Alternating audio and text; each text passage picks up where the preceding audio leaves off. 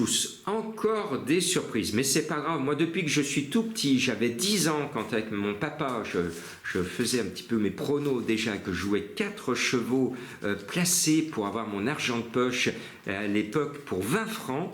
Je jouais 4 chevaux placés dans le tiercé, eh bien, je gagnais des petits sous et ça me faisait mon argent de poche. Voilà.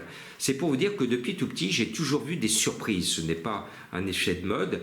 Il y a toujours eu de grandes surprises. Il y a toujours eu des favoris qui déçoivent. Et là, on est dans une période difficile. Alors, n'oubliez pas, ne vous entêtez pas, les quintets sont difficiles. Il y a d'autres belles courses dans la même réunion ou dans d'autres réunions. Réfugiez-vous sur les autres courses. Jouez avec plaisir, avec passion. Et puis, allez comme moi je suis plus sensible aux trotteurs parce que les trotteurs sont plus réguliers et eux ne jouent pas à cache-cache avec monsieur le handicapeur. Ah, les coquins.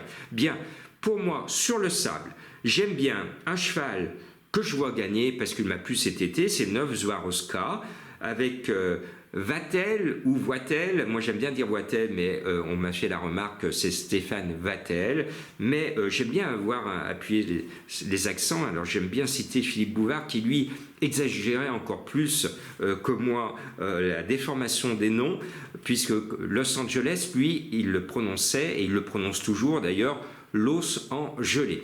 Donc des fois, je m'amuse à écorcher certains noms de chevaux ou d'entraîneurs. Voilà, c'est un petit moyen de dire qu'il faut prendre plaisir, que je les suis, que je les aime. Et j'aime les chevaux, j'aime beaucoup ces entraîneurs de grand talent. On en tient un. Il entraîne très bien à Deauville. Et bien son 9 me plaît beaucoup. Donc je le mets en tête. Puis il y en a un autre que je mets tout le temps. Il va sortir ses griffes, ses tigres. Le numéro 6, Michael Barzalona. Ça va être très compliqué de gagner la cravache d'or. Bon, je mets tigre que j'aime bien.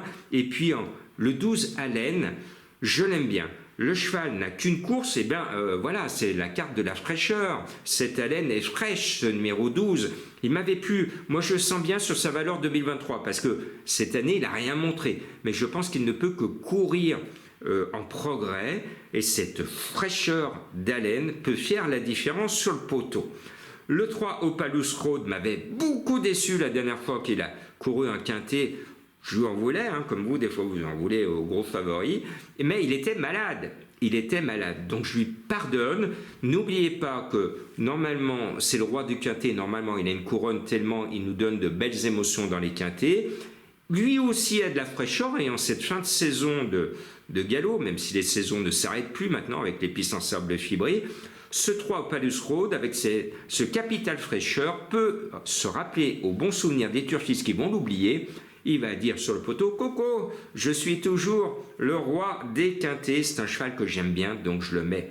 Le 10, Petit Pedro, alors lui, il a souvent des malheurs dans les pelotons.